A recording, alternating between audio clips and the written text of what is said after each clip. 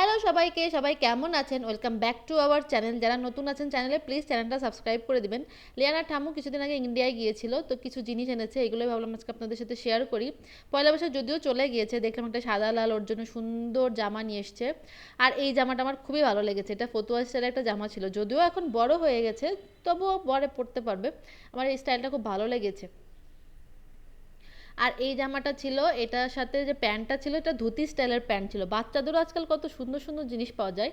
আর এই summer friendly দুইটা কটনের এনেছিল, এই দুটো দেখে এত আরাম লাগছিল। গরম পড়েছে, তাতে এইগুলা পরে ও বেশি আরাম পাবে।